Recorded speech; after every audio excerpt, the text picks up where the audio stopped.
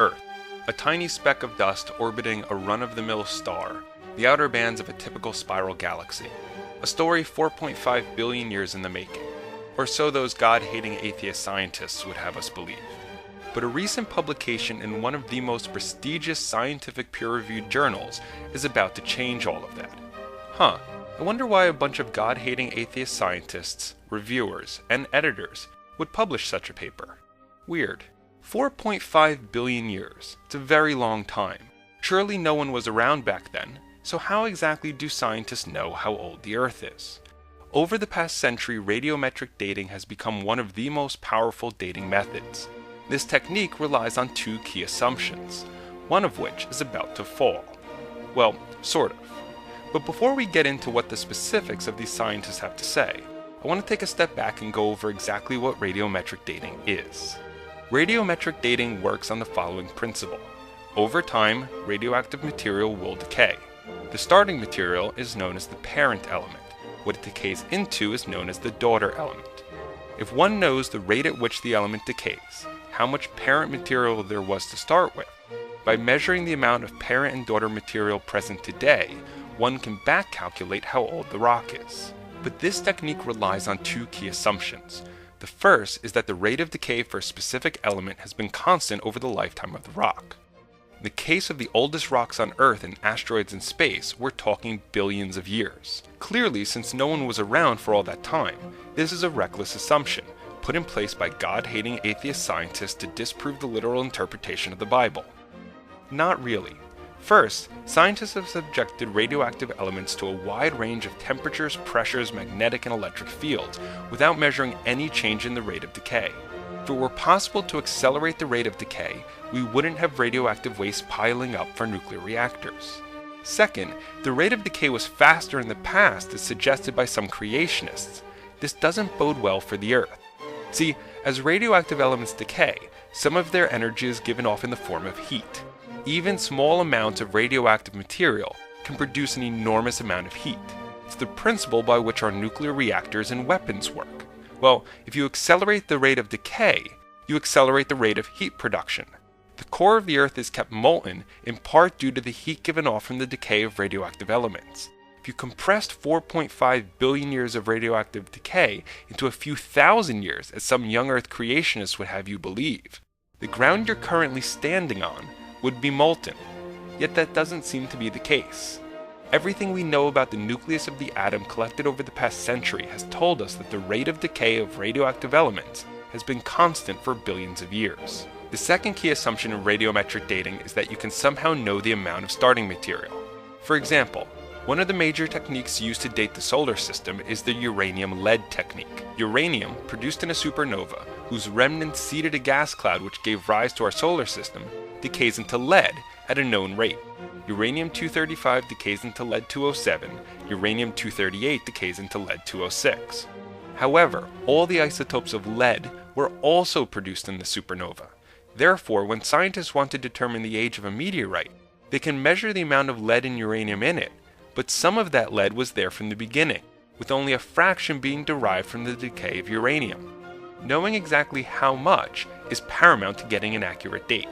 Clearly, those scientists must be making up numbers to fit their agenda. How else could they know? They weren't there. Well, actually, a moment of careful thought will lead you to the answer. How can you determine how much primordial lead there was in the early solar system? Simple. Find a meteorite that contains lead but no uranium. Every such meteorite has exactly the same ratio of lead isotopes. For example, there are 15 parts lead-204 for every 985 parts lead-207, and lead-204 is not the product of any decay process. Therefore, if you measure the amount of lead-204 in your meteorite of choice, you can calculate how much of the other lead isotopes are primordial, the remainder being the product of radioactive decay. But this only gets us part of the way there. We actually have two decay processes, uranium-235 and uranium-238. Therefore, we need to know the individual amounts of these starting elements. And here's where the trouble starts. For the past few decades, scientists have relied on the assumption that the isotopes of uranium would be equivalently dispersed throughout the early solar system. as there are no chemical processes that can lead to any significant fractionation of the isotopes. I know, how silly could they be? Therefore, once they determine the ratio of uranium isotopes in a few samples, which is 137.88 parts uranium-238 to every 1 part uranium-235, due to the extreme difficulty of the technique, they simply assumed this ratio in all future samples. But now a group of scientists have come forward arguing that this assumption is wrong. The reasoning behind the assumption is still valid. However, until this paper, no one took into account the element curium-247. Curium-247, it turns out, can decay into uranium-235. Therefore, while uranium isotopes would have been distributed equivalently throughout the early solar system, curium could have been distributed completely differently. Anywhere that curium-247 was in high concentration, today we would see an enrichment of uranium-235. Clearly, radiometric dating is flawed. The entire technique should be thrown out, and we should simply rely on the Bible to tell us the Earth is 6,000 years old. No. The simple fix is to measure the ratio of uranium-235 and uranium-238 in each sample. With modern technology, this has become easier.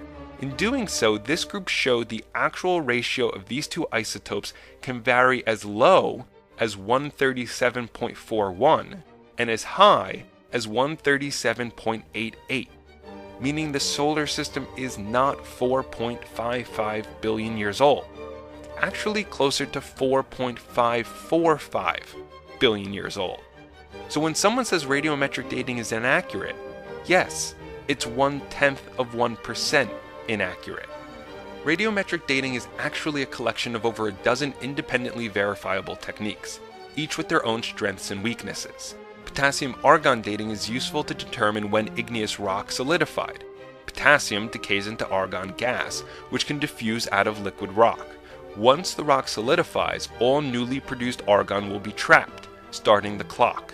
However, if the rock is reheated, any trapped argon can be released, resetting the clock. Scientists know this and will not use this technique on rock that shows evidence of reheating. Carbon-14 dating can be used to determine when organic material was last alive. Carbon dioxide containing a C14 atom is taken up and incorporated into plants. The amount of C14 in the plant is in equilibrium with C14 in the atmosphere. How do we know how much C14 was in the atmosphere in the past? We calibrate it using trees. How do we know how old the trees are? Simple. We count the rings.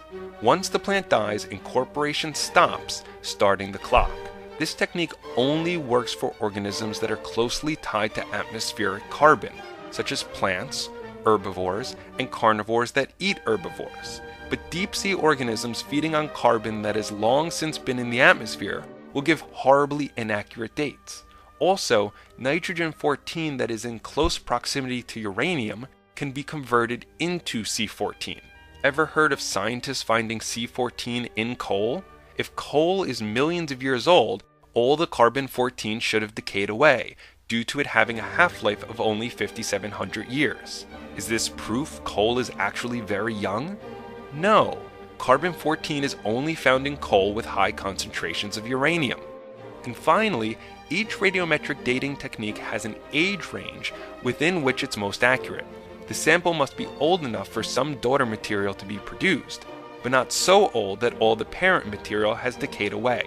The sample doesn't have both parent and daughter material in it. You can't use radiometric dating. Ever heard of scientists using radiometric dating on the 1980 eruption of Mount St. Helens, where they got ages on the order of hundreds of thousands of years? This was a perfect example of the misuse of the technique. To call radiometric dating flawed is like calling a bicycle a flawed means of transportation simply because you can't ride it to the moon, or a fork a flawed utensil because you can't use it to eat soup. Each technique has its strengths and weaknesses, and scientists know these. Who do you think discovered and published them? When used appropriately, they all yield highly accurate and consistent results. The solar system is 4.55 billion years old, give or take a few million years. Scientists will continue to refine their techniques and overturn old ideas, an ongoing effort to better our understanding of the universe. Creationists will continue to lie and mislead in an effort to drag society back into the dark ages of dogmatic and theocratic rule. But you are still free to